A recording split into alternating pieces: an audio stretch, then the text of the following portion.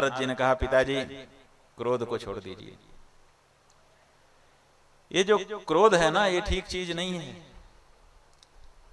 अरे पिता को अधिकार है पुत्र के ऊपर गुस्सा करने का। आप पिता हैं, हम आपके अधिकार में हस्तक्षेप नहीं करते हैं, लेकिन पिता को पुत्र के ऊपर गुस्सा कब करना चाहिए ये तो विचार लीजिए।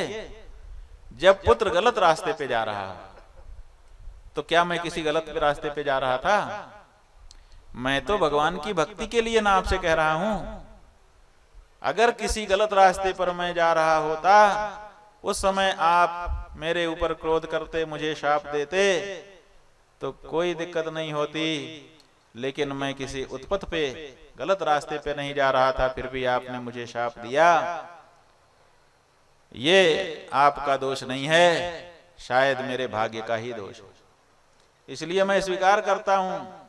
बस इतना ही हमको वरदान दे दीजिए कि जिस जोनी में चला जाऊं, भगवान के प्रति मेरे मन की जो भक्ति है वो समाप्त ना हो। भगवान के प्रति मेरी भावना जैसी इस समय है वैसी ही बनी रहे। ये मुझे आशीर्वाद कम से कम आप दे दीजिए। ऐसा कह करके आपने मुझ निरपराध को अपराध शाप दिया है। ये ठीक नहीं किया पिताजी।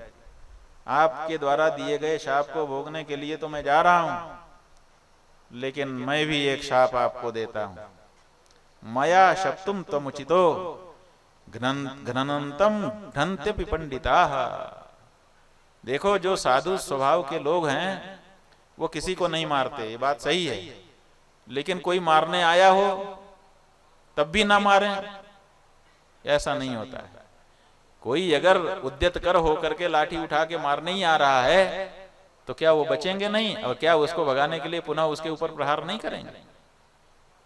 जो पंडित होते हैं वो मारने वाले को तो जरूर मार देते हैं। इसलिए आपने निरपराध मुझको शाप दिया है, इसलिए आप भी शाप के भागी बनेंगे। और मैं आपको शाप देता हूं। क्या शाप दूं? आपको क्या शाप दिया जाए? शाप यही है कि आप मेरे पूजनीय थे, लेकिन आपने मुझ निरपराध को शाप दे दिया, इसलिए आज से मैं आपकी पूजा बंद करता हूं। और मैं क्या, आज से आप अपूज्य हो जाएंगे, आपकी कोई पूजा नहीं करेगा। अपूज्यो भव विश्वेषु। अच्छा, आपने मेरे ऊपर बड़ी दया दिखाई। पहले तो शाप दे दिया कि जाओ पतन हो जाए तुम्हारा, फिर कहते हैं कि 3 जन्म के बाद फिर मेरे पुत्र बन जाओगे। तो बड़ी कृपा आपने दिखाई ना। लीजिए, मैं भी आपके ऊपर कृपा दिखाता। 3 कल्प तक आप अपूज्य रहेंगे, 3 कल्प के बाद फिर आपकी फिर पूजा शुरू हो जाएगी। 3 कल्प तक अपूज्य होने का शाप मैं देता हूं।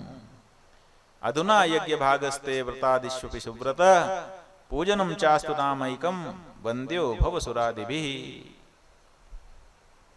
अब आपको यज्ञ भाग केवल पात्र में मिलेगा।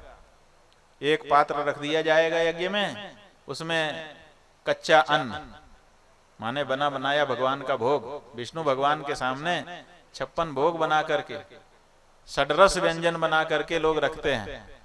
और फिर कहते हैं कि पधारिए दीनानाथ आइए, दीनानाथ आइए, मेरे भोजन का भोग लगाइए। और यहां ब्रह्मा जी के लिए एक पूर्ण पात्र, बड़ा सा बर्तन लेकर के उसके अंदर कच्चा चावल भर के एक जगह रख देते हैं कि ये ब्रह्मा जी का पूर्ण पात्र है, ब्रह्मा जी को दिया जाएगा। इतना ही मान रहेगा।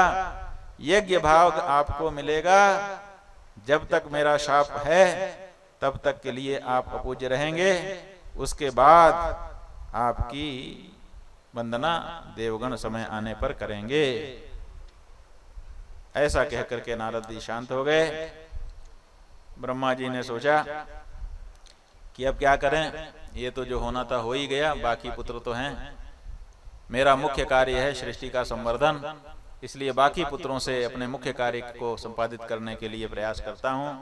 ऐसा कह करके उन्होंने सब पुत्रों को बुलाया, नारद जी को छोड़ दिया, बाकी सबको कहा कि आप लोग सृष्टि का विस्तार करिए।